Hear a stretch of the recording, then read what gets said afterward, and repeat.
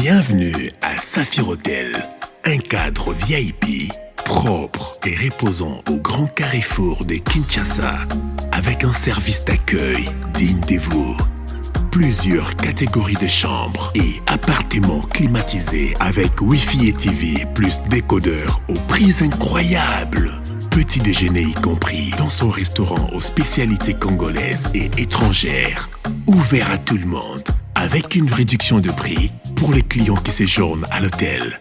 Notre adresse, A4 avenue Ikelemba, quartier Matungé, commune des Kalamou. Téléphone 099 991 74 21 81 600 8000. Hôtel Saphir, beau cadre, bel emplacement, bon prix et beaucoup d'avantages. Bienvenue à tous. Bote na bino malandi nyonso ya bosolo na politique officielle esika bozwami liboso ya ba TV na bino bozali partout dans le monde, des milliers de Congolais bozola na biso na Bunia à travers la radio Mont Bleu po bazozwa relais na minute toza kosala bosolo na politique officielle bozola na biso na Bunia bozana Butembo na Goma to bosani te bato bazana Kikwit na Kenge na Nganda Jika bozola na biso na Kasai bato bazali na Buta mais to bosani te bato bazona na biso libanda ya mboka po bozana Orléans bozana Grenoble na États-Unis bozona na biso na Tucson na Jeffersonville bato bazana Arizona na Québec na Montréal na Mozambique na Afrique du Sud na Italie bozana Dubai mbote na bino awa pe na Kinshasa na 24 communes ya capitale to bosani te bato bazana prison centrale ya Makala ba oyo pe bazali bisika ototangi te to pesi bino mbote tozoli ki ete tokolekisa bangonga malamu pamba te boyebi bomo mesano lisolo na biso eza lisolo tolobango na lingala mpona kosunga moto nyonso ayoka mwasi ya ndunda receveur chauffeur mama malewa nyonso abengani congolais akokoyoka facilement na lingala eza esengo mpona biso a comprendre sens na démarche ya échange na biso mokolo na mokolo lelo ezali spécial pamba te uta mokolo ya lobi toanosaki yango na ba réseaux sociaux na ba bande passante na bémission to insistaki là-dessus pamba te esekelaki tozala na plateau moko spécial autour ya demande ya chef de l'État oyo asalaki uta mokolo ya mercredi na maye oyo etali pandémie ebeti monde mobimba tour na biso pe République démocratique du Congo bakobenga coronavirus ou bien COVID-19 yango wana mokonzi ya mboka azwaki maloba lokola tata ekolo pamba te atikali nsima te na États-Unis mokonzi ya mboka alobi na France na Belgique bamboka nyonso ata na Rwanda ata na Sénégal to na Afrique du Sud to na Brazzaville na ngambo mboka nyonso ezwi makasi ya koloba yango wana pepa na biso mokonzi ya mboka Félix Antoine Tshilombo Tshisekedi azwaki makasi ya koloba na RTNC chaîne nationale pona kotalisa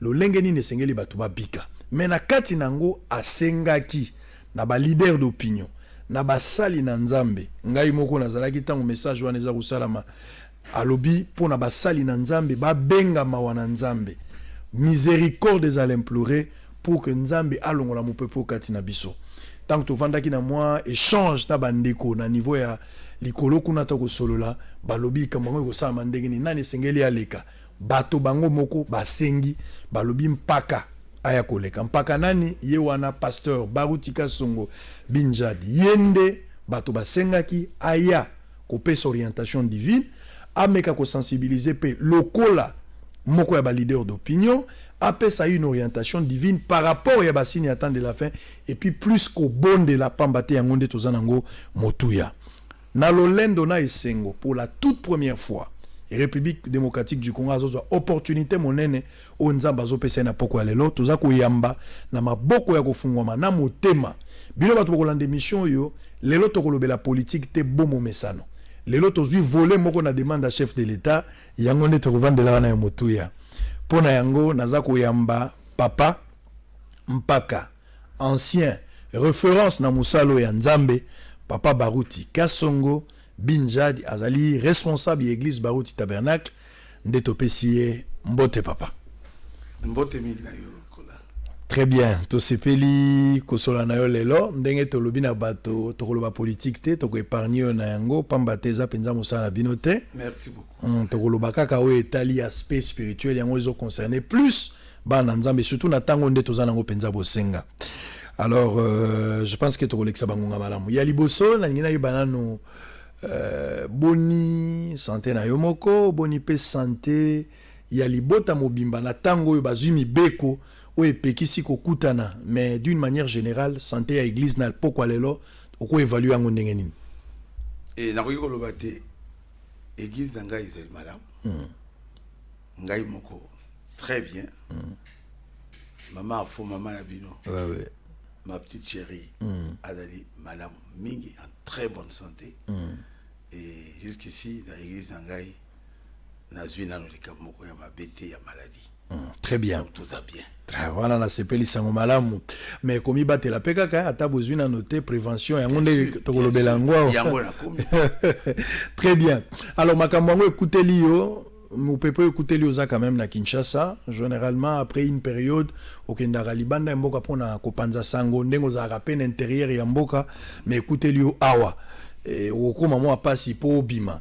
Et mikolo pe koki koleka soko sana comme ça ko sala situation yango epesi mo apasi hein? Epesi parce que epesi mo apasi.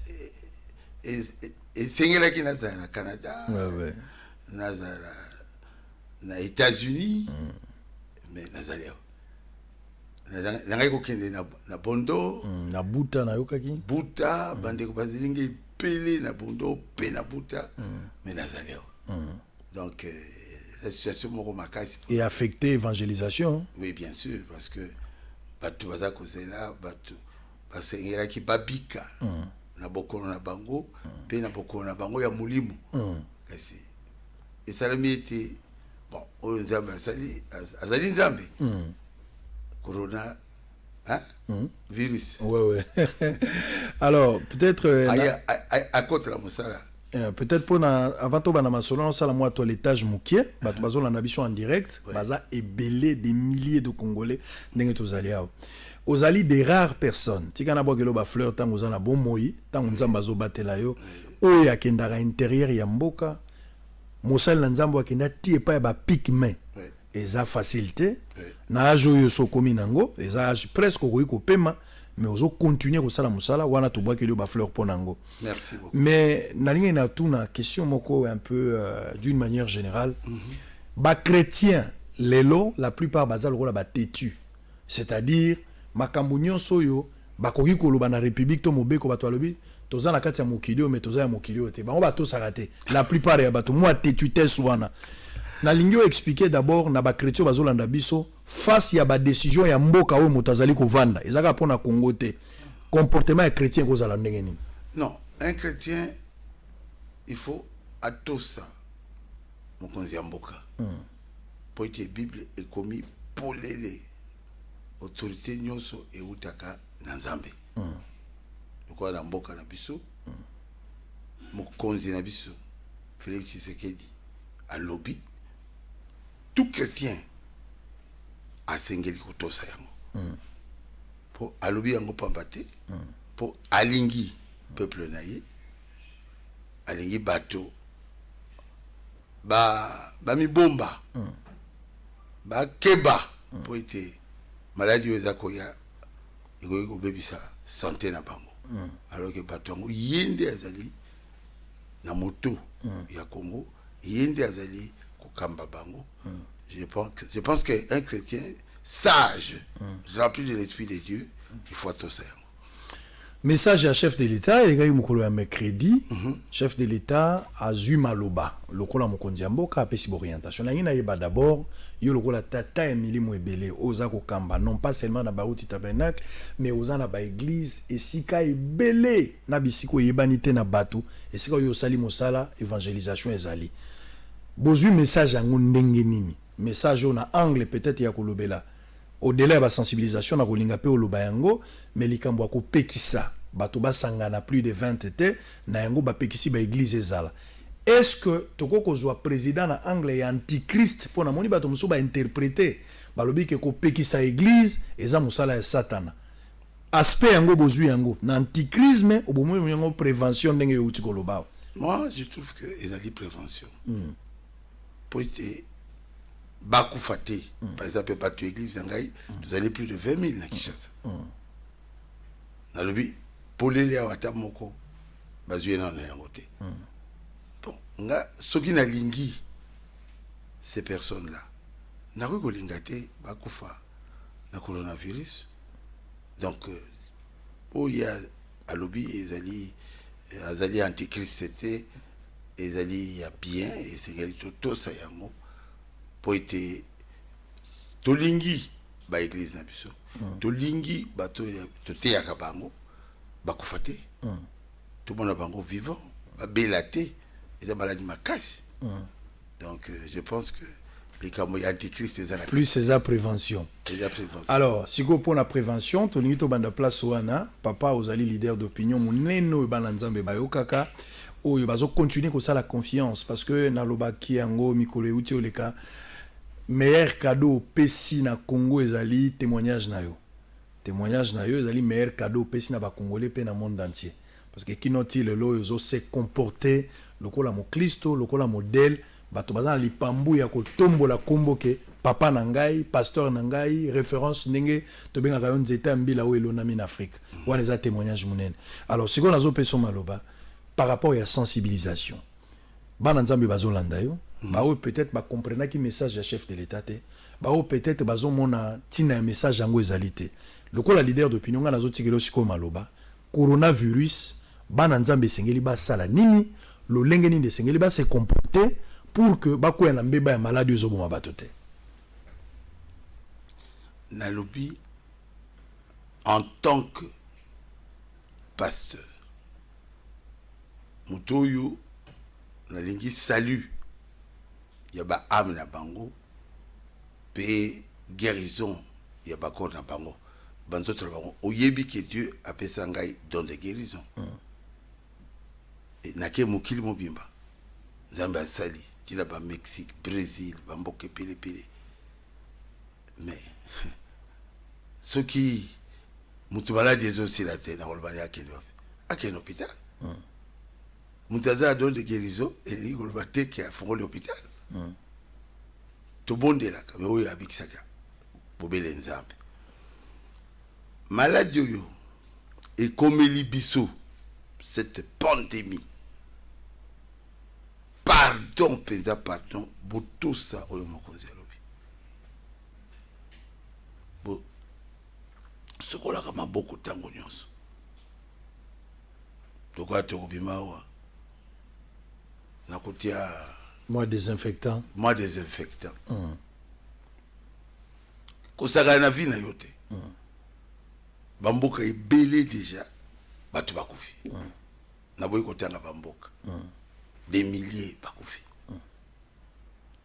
tomibatela tozala na mayele soki oza na désinfectant te luka moi savoir bien toza basabo monganga et consort osukolaka maboko na yango pendant 20 secondes pendant 20 secondes et puis obwaki papier wana ndenge mokonzi alobi il faut kotia masque awa nelongi na yo kobomba monoko na zolo il faut kokeba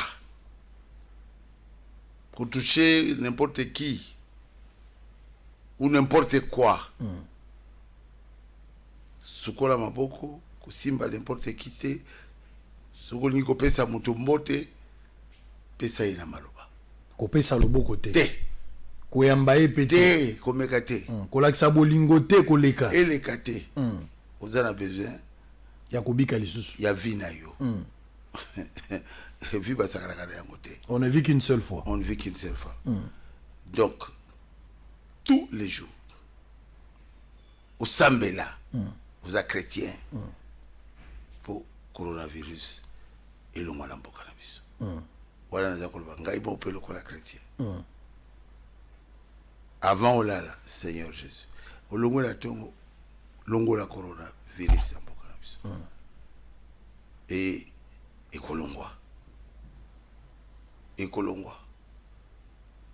tozala nzambe ekolongwa. Alors ça c'est très bien. Moi je pense que bazo na biso na ndako za chrétien ozala croyant un message ozala osambela na message te mozali congolais chrétien appartenant d'une église message ezali très très important sokola maboko na yo ata bolingo leki koyamba ndeko na nzoto te kopesa mbote na loboko te ezali temporaire ekoleka Ce qui m'a camouflé, c'est zongi normal, mode de vie, n'abîme que zonga, bon, mais ça n'en est pas. Et kozonga normal.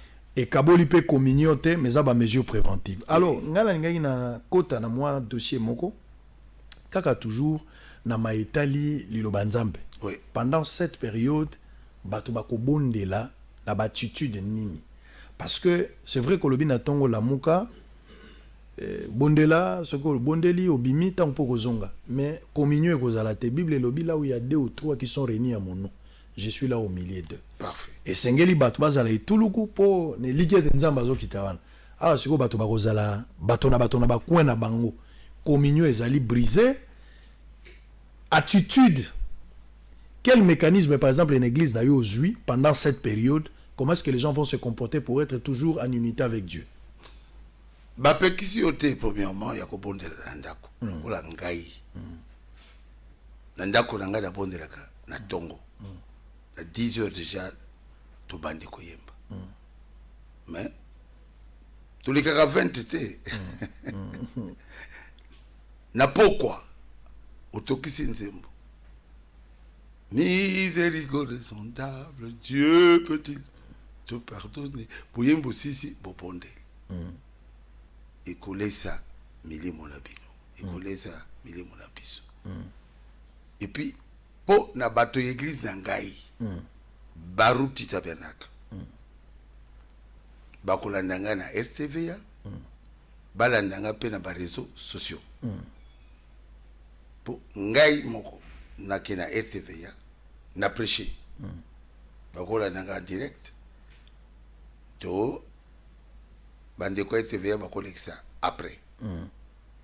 Donc pour nangai na monique bakoli abie ba d'ailleurs nazo opesa opportunité pour na batu so azolanda biso spécialement na pesi yango eza accompagnement na biso pendant cette période aux na compte YouTube ezali très suivi.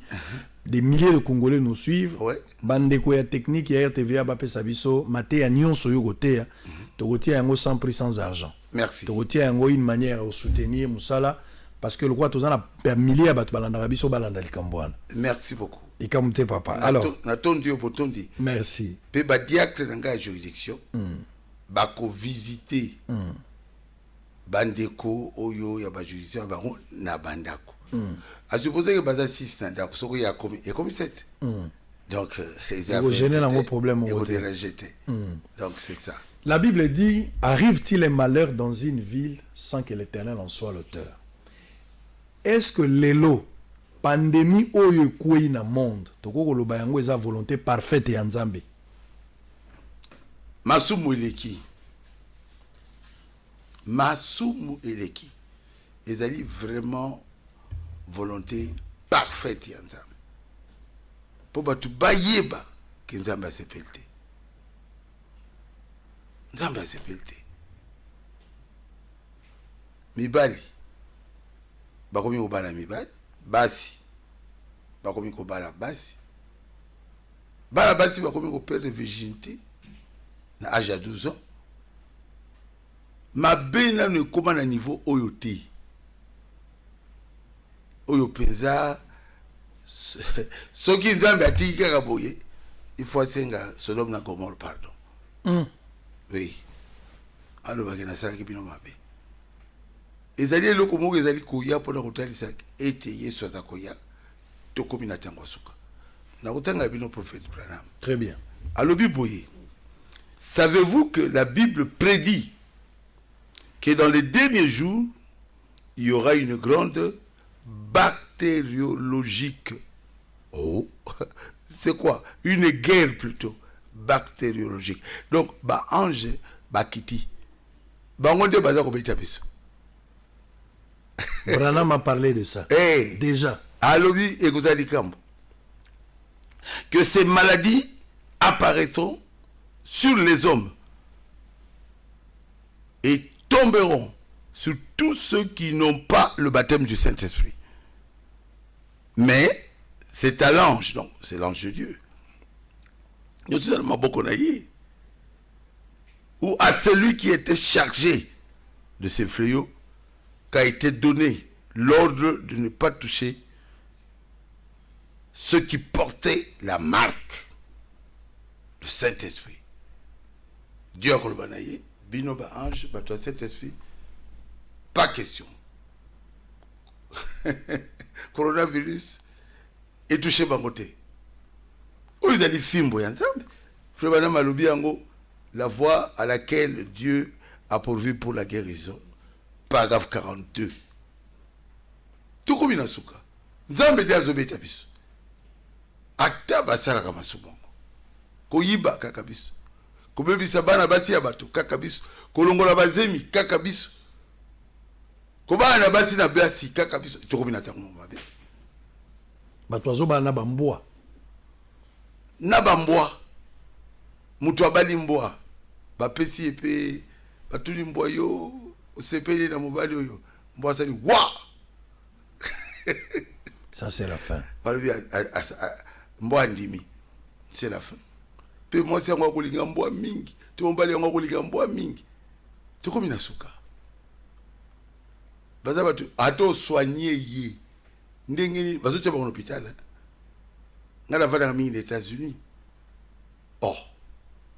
Ce qui est commis quelques jours abinangina mona mboa nanga mona docteur abimisi amona kame mboa na ye et puis bake bakote sur mutu na ye. Batu kobomana ba na boy kotaka bakombo obazobeta ba machette. Mutu lokola yoyozwa machette obete na mutu po akofu. Tokobina tango suka. C'est fini. Oh, ils allaient bas signe à tango na suka. Ils avaient déjà prévu. Oui, dans la Bible. Dans la Bible, savez-vous que la Bible prédit que dans les derniers jours apparaîtront sur les hommes quoi ça? Des maladies bactériologiques. C'est battu bakokouf. Mais nzambe mutatinio. Pasteur, signe à temps de la fin, moko yango ekokisami. Nkolo a frappé, c'est-à-dire soki nkolo a beti, azana eloko moko alingi amema bato. Akobeta pamba te. Même soki azo avertir, c'est que likamo mo ekoya. Koyoka yo koloba kezali nzambe asepeli te mabe eleki mingi. Sima na yango esengeli tozela nini? Tozela directement enlèvement. To nzambe azana besoin bato bazonga na nzela babongola mitema na bango, lola peza pona bato nyonso te. Eza pona bato ndambo nzambe moko aponi. Nini nkolo azolinga tosala sima kobeta bato boye. Po akobikisa ba oyo bakozala toucher nango te. Bato mosusu pe bakozala affecté na maladie wana nkolo akobikisa bango. Na sima po basala nini? Babongola mitema. But ya monene ezali ete bato babongola mitema. Babongola ete moki eza pamba. Malgré mbongo na bango. Mais les loyo. Bako mbisa ba milliards pour koluka ndenge nini bakobikisa bato. Ndenge ni maladie wana bakosisa yango. Pe ebeti mboka lokola Chine. Oyo ezaki lokola esika pena mbongo. Ezako bima po. Deuxième puissance économique ya monde. Aleki na Japon. Économie ya bato. Ya bamboka ebele. Au monde de les États-Unis, lelo tellement bato ba sombi biloko na ba supermarché alors bato ko banga bango to ba ko so mamindoki poso oye okese be bato zo le côté ko finzala oye pa na ya betio to komi na tango moko ya suka nyoto za ko sala nyoto za ko zo ko la mbongo Dieu ko baby c'est un go comme ça. Nzamba ko compliqué mokili na tango mokili. Fini. Munene nyoso to ko zo. Dieu ko diminuer moto kaka na en un instant. Batala mon kozi ya mboka munene lokola Canada. Ah mbang. Je pense que ça qui moi si naïe. Allez. Baké na quarantaine. Na quarantaine même à Namboga na biso, ça c'est une information officielle. Ngalo la journaliste sengeli penalo bayango eza na ba ministre parce que lobby chef de l'état salaki asengaki ba membre du gouvernement nyonso bakende ko se faire tester na INRB. Heureusement pour la chef de l'état zali négatif, premier ministre pas zali négatif, mais na kati yango 4 personne ba membre du gouvernement tokotanga kombote bango bazali pe positif bazali déjà mis en quarantaine pour une prise en charge. Donc ato matindengini Dieu akokitsa yo na tango moke yango na e but na yango ezali totika masumu to bana kosambela to ebete to koyi kokufa moko ya kufa eyebani te pe biloko nyonso bikotikala. Très bien. Alors, bozola na biso na Bujumbura, Malawi, boza na Afrique du Sud, na Mozambique, na Californie, bozola na biso partout, to pesi bino mbote, tozo likete, tozo leksa bangunga malamu.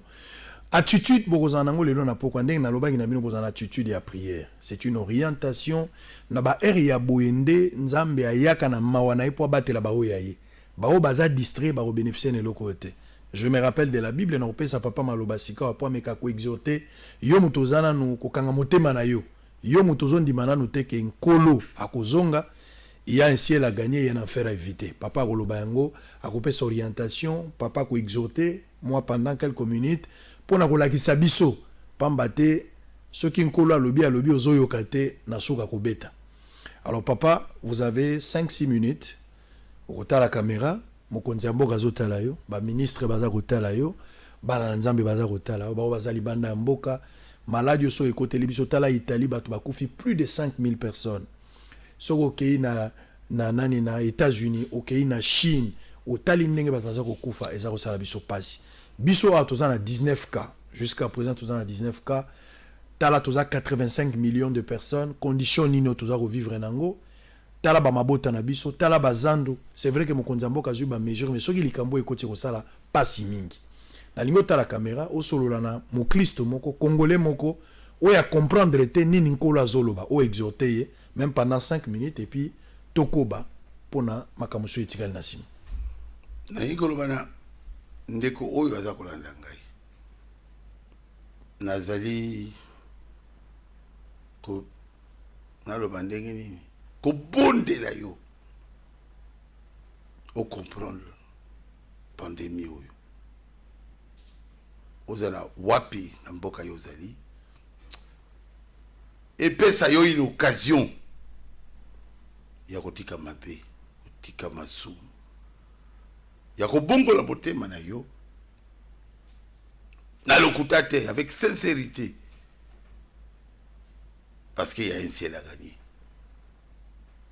Okoya kozanga la chose capitale opesa bomo na yo na Jésus-Christ pandémie oyo epeso mayele epusa yo opesa motema na yo na nkolo Yesu na bosolo nyonso po toyebi maintenant ete nyonso ezali pamba nyonso ezali pamba tokotika yango nakalisi parole nazaki nango ya koloba yango wana ngai namona nzambe boye abengika na koti na chambre na sololi na ye boye azali grande colonne de feu apesi ngai même 3 clés alobi na ngai na kobondela babeli bakobika pe bomoni yango bato babiki partout na kobondela pandémie oyo ekolongwa. Amen. Ekolongwa. Amen. Mais ezalaki pona yo pour yo otika mabe opesa vie na Seigneur. Profitez-en. Très bien. Kolo pamola yo. Amen. Je pense que Boza est belé, Boza Wolanda Bisso. Alors avant de prendre la dernière étape où ils allaient consacrer par rapport à une orientation divine et puis oyo ekozala la bénédiction papa au déverser na mboka mais en même temps ko implorer miséricorde ya Nzambe na lingi bino en famille période eza période moko kozala na distraction mingité vanda na ndako na yo éviter plus de 20 personnes sokola maboko papa lobaki loko moko très capital Dieu guérit aussi à travers la médecine c'est-à-dire la prévention ils faire partir na médecine na niveau ya médecine balobi no sokola maboko balobi no kopesa mbote te koyamba moto te somba cash oyo kotia lokola masque wana kolata yango après 3 heures kobwaka poza mususu eza lolenge ya komi batel papa kobondela mais yo poza na part ya responsabilité koyeka ba instruction oyo balobi namoni lelo gouverneur ya ville ya Kinshasa ensemble na commandant ya ville bauti na réunion munene na ba ministre intérieur oyo ya province bauti ko solo la bazu mesure lokola pona ville à Kinshasa. Donc mokolo ya lobby déjà pona ba disposition ba transport lokola na Transco ba sengi bato bakokota na kati kaka 16 personnes. Na babiso ya esprit de vie ekozala 10 personnes. Non, na Transco ekozala 20 personnes, esprit de vie ekozala 16 personnes. Na ba mituka lokola ba 207 eza 10 personnes, na taxi ekozala ka 3 personnes, likolo ya moto ekozala ka moto moko. To bundisa mibeko wana te, to sa yango, to koyeba bolamu nango, tango to kolekisa makambo bokoyeba ke papa azalaki na raison akoloba makambo. Alors on va souffler en image, on va prendre juste une pause de sensibilisation. Toza kozonga cette fois-là, on va nous mettre tous dans l'attitude de la prière et papa aura maintenant large parole pour pouvoir prier, pour pouvoir nous bénir, pour pouvoir faire tout ce qu'il y a conduit. Je pense que pour la resunga mokonzi mboka, pour la resunga yo, pour la resunga ngai. En image et puis on se retrouve après pour la continuité à Bosolo la politique spéciale au Toyambi révérend Baruti Kasongo. À tout à l'heure.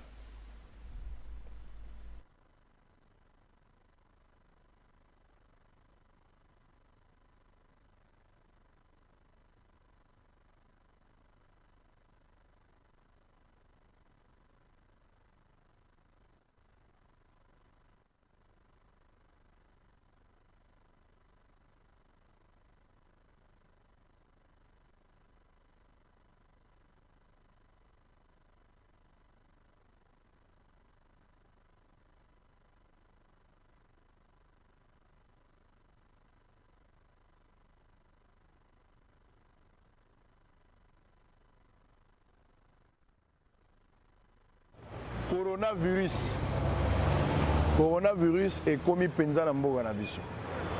Ezaki lokwa mwa liseki mais mikolonos tozotambola yango wana ekomi koya. Ba mesure eyebani. Oyo batalisi biso pona kokima malade wana. Ya liboso ezali ndenge bovandi boye malade ekozanga bino te po bozana distance ya moins de 1,50 m. Donc normalement zoko solola il faut tozala na musika ya boye. Ponga na bino to solola. Mais ndenge bino botelemi wana malade eza na possibilité ya kozwa bino. Esengeli bosokola maboko tangu nyonso na savon obimaki ozongo yebi ke lemsu parere na pesa ki bamasa mwa mbote eri nyonso fo kosokola maboko mais koleka o wana esengeli soki oyoki posa ya kokosola kotia loboko boye te esengeli otia loboko boye mpona koevite kokamata mpe loboko na yo ntango nyonso kolekisa yango na elongi te atozoka mokusa eza moko ya banzela oyo koki kozwa malade ya coronavirus esengeli boboya yango lobi mokonzi ya mboka na butu azwaki mokano wana azwi ezalaki mpona kobatela biso ndenge bomoni esalami na bamboka bapaya mokonzi mpa ye kozwa yango epa na biso mokano nini chef de l'état azwi lelo mokolo asuka me mokolo ya lobi ya vendredi badécision wana ekokota en vigueur donc babanda kosalela yango baekole mpo baboyi rassemblement ya plus de 20 personnes donc na ekole moko te ndeko yaka koyoka osala boye boyoka makambo naza koyebisa à partir ya mokolo ya lobi boboya kozana rassemblement ya plus de 20 personnes à partir ya mokolo ya lobi biteyelo lokola lelo nga na sepeli po awa bayoki mbele ya chef de l'état bakangi biteyelo po bana soki baza etuluku ya place moko ekosala biso pasi baeglise ekofungwama te pendant 4 semaines toloba lokola 1 mois église ekofungwama te po ekozala rassemblement. Très bien, merci beaucoup. Précieux Mouyoko, merci na bana nzambe nyonso baza kolanda biso sika boye. Ndenge na lobaki moment important, moment capital yango tokomi nango siko kozala distraite. Oyebi esalamaki na Israël, hein, esalamaki na Israël tango maladi ekoti nkolo aza kobeta makile ezalaki na lento. Tango ya makila yango sikoyo papa alingi atia elembo na bandako na bino na bavi na bino pour que ata angelo wana ya kobeta leki soki amoni makila leka likolo nango. Pamba te makila eza eloko ekobatela yo sikoyo nde zala na libota sangisa bana place bazali kangana na porte ya ndaku boza na attitude ya prière bino nyonso tombola mwa volume yoka makambo papa koloba yoka orientation yoka conduite papa kopesa landa libondeli po akobengana milimo oyo kaka pona Congo te akobengana yango pona monde. La foi vient de ce qu'on attend, ils ont dépendre de l'attitude yo kozanango. Papa, vous avez maintenant la parole et ya osala musala na yango jusqu'à ce que vous a conduit, ce que vous aussi ici, c'est un seul moment que nous allons reprendre la parole pour terminer avec l'émission. Nazali Koloba, na bino baoyo banso bozali kolanda ngai nayebi ete bopesaka nga confiance soki ngai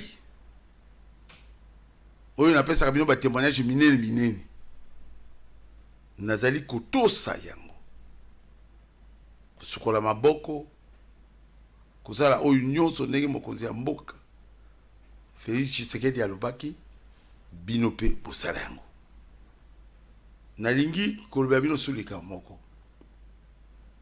nzambe asalelaka ngai Amen.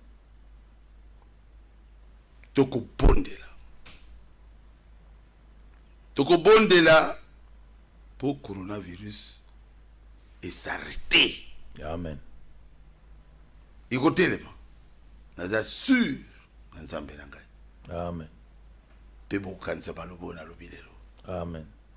tokobondela bino mpe kuna epai bozala na bandako na bino bozala l'esprit ya prière naza kobondela mboka na biso maladi oyo ekima elongwa na mboka na biso. Amen. Seigneur Jésus, yo nde opesika nguya oyo nayebi munene na yo nayebi ndenge osalelaka ngai. Seigneur, salela nga encore une fois pona corona virus oye koti na mboka na biso ebima na mboka na biso au nom de Jésus Christ. Bima na nzoto na biso. Amen. Bima na nzoto na biso. Bima na bato baza malade. Bima na mboka na biso. To boyi coronavirus. Au nom de Jésus tolobi témoana bima na mboka ya Congo démocratique. Amen. To boyi coronavirus.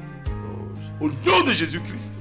En tant que serviteur de Dieu, abengani ya mona mboka na biso. Seigneur, loboko na yo ekita osalelaka ngai Seigneur, salela ngai encore aujourd'hui. Oh Jésus. Nasengi yango au nom de Jésus-Christ. Mpe nayebi oyoki coronavirus esili na Congo. Au nom de Jésus tobondeli biso banso bakretien ya mboka na biso Congo démocratique tobondeli tosengi mpa na yo Nzambe toyebi ete oyoki esili. Au nom de Jésus-Christ. Amen. Amen. Amen. Amen. Amen. Amen. Alors, boza ebele. C'est la mission instrumentale wana, c'est une attitude de prière et singeli batu bazana nango. Singeli batu bazana nango. Tia attitude de prière wana d'abord, on en a besoin. Continuer au bon de la nanda, c'est très important. Continuer parce que je sais qu'il y a des gens qui sont déjà infectés, baza 17, 19 personnes. Pendant qu'instrumental wana est bêta, s'il vous plaît. J'aimerais à ce que tu places ta foi par rapport au bon de la pona bateau yo baza déjà infecté. Au-delà du traitement bakozwa. Mais nous aimerions à ce que papa bon de la spécialement pour na bateau. Abenga na milimo wana. To ba malade mususu ko profiter derrière cette histoire pour eboma bateau wana. Nzambo a épargné bango alongola makambo wana. Et puis ezala ba pays belé zali touché. Italie ezali parmi ba pays le plus touché du monde. Ce que tali bateau bakundi armé azana travail makasi nzamba yoka mawa papa bengana milimo wana mais au-delà de ça papa va implorer la miséricorde toza nango besoin ce qui miséricorde na faveur divine ezate place à aucune ezate. Soyez toujours en attitude à prière. On va maintenant prier pour les 19 personnes bao bazali atteint selon le rapport au ministre de la santé à Pesaki papa bonde la pona bango mais en même temps abonde de la paix pour la pays le plus touché dans le monde et ensuite aussi pour la miséricorde ya Nzambe eza kati ya mboka na biso kobanda na mokonzi ya mboka tina moto asuka. Papa va encore prier.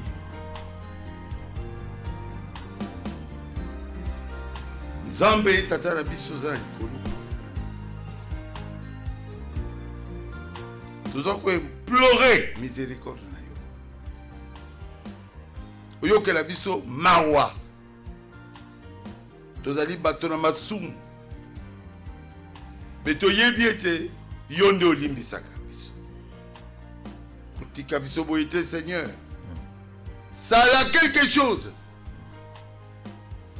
ete coronavirus esila na mboka na biso tobengani coronavirus na bato 17 oyo baza malade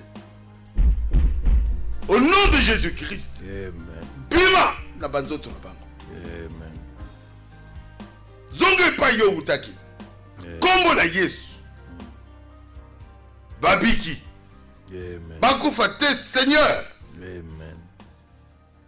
Nazo témoignage te. Bato zomi na sambo ya nyoso babiki. Amen. Longola yango na banzoto na bango Seigneur. Amen. Na sengi yango na kombo na Yesu Kristo. Biso pense oyo tolingi mokonzi na biso ya mboka tobondela mpo na ye Amen. nzambe asoutenir ye Seigneur Jésus Amen. ete Congo azala délivrer Amen. na maladie oyo Amen. pambola ye Amen. pambola Congo démocratique mpe tobosana maladie oyo tozongisi matondi epai na yo Amen. toyebi ete soko tobondeli Amen. ndenge yo olobaki demandez et vous recevrez Amen. yo opesaka Amen. merci na oyo osali Merci Seigneur. ozwa lokumu Amen. yo nzambe na biso Amen. nkolo yesu kristo Amen. amen Amen. amen Amen. Amen. Amen. Est-ce qu'on peut acclamer même à la maison? Beta maboko place aux Ali. Parce que Ezali délivrance. David Alobaki, même quand je marcherai dans la vallée de l'ombre de la mort, ne craignez pas. Il sera avec nous. Même dans le moment le plus sombre de la vie, quand tu n'as plus d'espoir, le serviteur vient de confirmer qu'il sera avec toi. amen Nzambe wana azalaki na Moïse, yeyo pe azana baruti. Dieu n'utilise pas un groupe de gens. Nzamba saelaka moto moko. Esengeli bondima likabo, bondima koyoka moto wana pour délivrance na bino ezo dépendre nango. Et ce soir, Dieu a conduit un homme qui s'est déplacé malgré ses multiples occupations. Mais aye pona yo. Attitude na yo ndeko benda nzambe pembeni na yo. amen Boyoka voix ya nzambe. Ça peut paraître comme une aventure, ça peut paraître comme une distraction. Mais baoyo anzambe, bao bazotanga entre les lignes, ils peuvent comprendre que c'est la voix de Dieu. amen Et c'est maintenant qu'il faut comprendre. Demain peut-être tu n'auras pas cette occasion. Papa l'a dit. C'est maintenant que tu as saisi cette occasion. Répands-toi s'il est faux. Et accroche-toi à Dieu. Ngana moni mosali na nzambo yo ko bondela pona babeli. J'ai plusieurs témoignages. Moi-même, je n'avais pas un enfant. 8 ans de mariage. Mais à cause ya koyeba kokangama na mosali na nzambo, Dieu a donné un enfant aujourd'hui. Mais nazanga mon côté. Il y a des milliers de Congolais. Bato ba cancéré babika, ba maladie en ndenge na ndenge des morts ressuscités. oui Coronavirus ne représente pas un danger au-delà ya bato babeli cancer, au-delà ya maladie belé. Ce qui sida dila elika baoyo bakufi ba oyo bakufi bazongi na bomoi. amen Kola za capable ya sala yango. amen Nalingaki pona kosilisa bandeko baza ebele bao baza na diaspora ba congolais. Bazali exposé na bamboka. Misusu esengelaki bazonga, mais moye bazonga ezate parce que mokonzi mboka azui mokano. En attendant, mesure ekosalama moye bango bakota wezalite. Ba pays à risque, lokola bao baza na bamboka ebele. Baza bana na yo esengeli pe obondela pona bango. Tobosana te po bazali banda. Baza bana no bakozonga esengeli po bondela pona bango kola bomba bango besika bazali. Na bamboka bao pe ba changer ba nationalité mais baza d'origine congolais bakoma ko vanda kuna. Bao baza na France, na États-Unis, na Canada, na Italie. Nzambe pe abomba bango. Na kolinga pe o kanisa bango na losambo. Docteur Muyembe yende ba pesi responsabilité na chef de l'État pote lokola expert asala musala wana pona kosunga bandeko bakozala tenango. Na lingi pe o bondela pe pona enkola pese maele makasi pamba te mindele basuki bazo ko kalisusu te mundela zangi kisi tantôt alobi chloroquine tantôt alobi eloko mosusu eza kosimba te awa ezosenga intervention ya nzambe nkolo apesa ye mayele mpe abatela bakongolo baza libanda yango peut-être ya suka nde toza kosukisa nango nazali komondela to mpona bandeko na biso oyo bazali libanda na mboka nzambe bikisa bango amen ata ba oyo bazali déjà atteint bikisa bango amen docteur na biso moyebi pesa ye mayele Seigneur mayele utake pa na yo amen sala quelque chose ete ayeba ndenge nini akoki kosala amen po biso bandeko na ye ya mboka oyo Congo tolonga pandemie amen merci Jésus merci totila maboko na yo baoyo nyonso baza kobondela sunga bango amen to continuer kobondela dans l'unité que toutes les églises le fassent pe kolonga na mboka na biso amen kolo merci merci totondi yo na yo tosali lokola émission toyebi ete yo kosala amen yo kokita amen bana yo bazali réveillé amen bango bonso bazali kobondela bandako quelque chose va se passer amen nasengi yango na kombo na Yesu Kristo amen amen.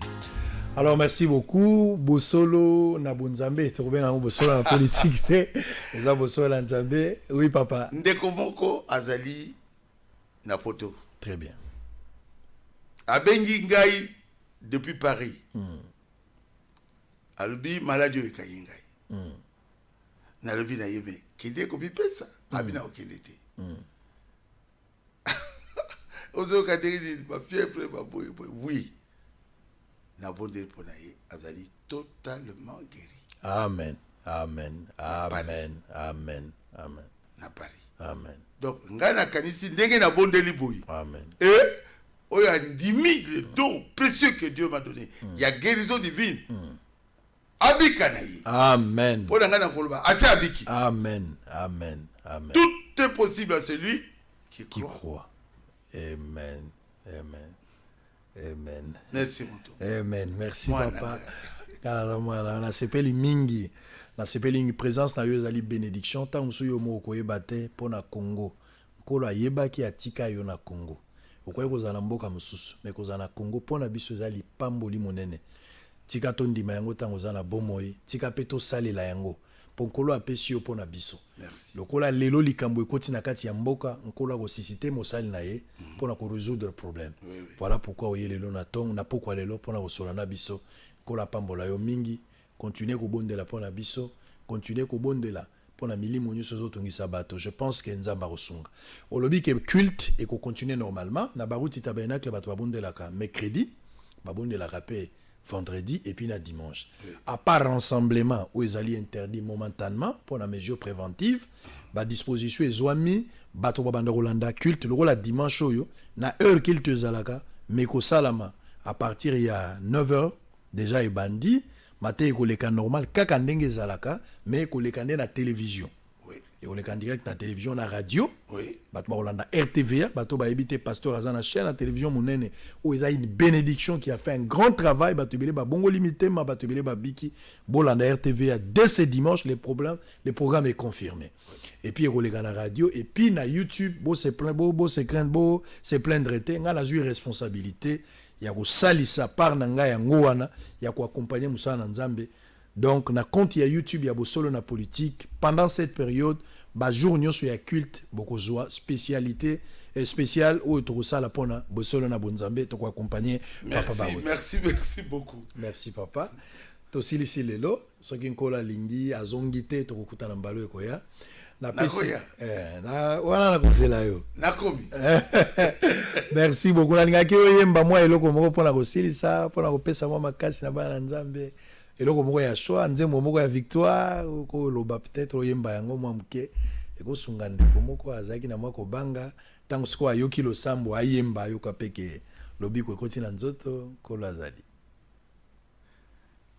La victoire est dans le sang. Alléluia. dans Le sang de Jésus-Christ, c'est mon sauveur. La victoire Victoire est dans le sang. Alléluia. à Jésus la gloire. à lui l'honneur. À lui seul. Lui seul. Gloire, gloire, gloire et puissance. L'agneau. Gloire. Gloire à lui l'honneur. Alléluia. La victoire est dans le sang. Alléluia. À Jésus la gloire. À lui. Merci, Bossolo la politique, Bossolo la Bonzambe, Léon pourquoi spécialement. Nous sommes arrivés à la fin. Merci à la grande équipe où va travailler pour la réussite de cette émission. Merci à papa encore une fois du fait qu'il s'est déplacé malgré ma multiples occupations. Mais aïe, merci Nabino Pe Bozala qui est belé pour Bolandi. Ceux qui peut-être Bobosani programme n'a rappelé mercredi, vendredi, dimanche, Bozangate 17h en direct. Na réseau beaucoup ko sala ngobo se sacrifier ko tuna teke tozanga na mbongo tene na kota na réseaux sociaux eza possible ndengo somba gelamba na yo ndengo sacrifier ka pour mikomisa kitoko pour luka ya kolia pour na liloba na nzambe oza capable ya kotia réseau pour que yo landaka liloba na nzambe ezali très précieux eza motuya koleka onyo soko kanisa bozanga programme wate. Merci à Carlos Barouti, mon ami personnel azali pe moko ya basali na nzambe na Barouti Tabernacle qui nous a aidé également. Merci à frère Claude Ouazali, secrétaire particulier à pasteur. Merci également à maman Afo où yaza ko battre la papa tilelo maman Afo Maman Bango. la pesi maman Mbote. Merci à Papi Mandeke. Merci également à DG et à PDG Chabani Mokolo Chen où il y a PDG Chabani. Et merci également à tous les fidèles du monde de partout. Ça a été une bénédiction. Restez confiants, que Dieu vous bénisse et merci, on se voit très prochainement. Bye bye, shalom. Shalom. Merci papa. Bienvenue à Saphir Hotel, un cadre VIP propre et reposant au grand carrefour de Kinshasa, avec un service d'accueil digne de vous. Plusieurs catégories de chambres et appartements climatisés avec Wi-Fi et TV plus décodeur aux prix incroyables. Petit déjeuner y compris dans son restaurant aux spécialités congolaises et étrangères. Ouvert à tout le monde avec une réduction de prix pour les clients qui séjournent à l'hôtel. Notre adresse, A4 avenue Ikelemba, quartier Matungé, commune de Kalamou. Téléphone 099 991 74 21 81 600 8000. Hôtel Saphir, beau cadre, bel emplacement, bon prix et beaucoup d'avantages. Bienvenue à tous.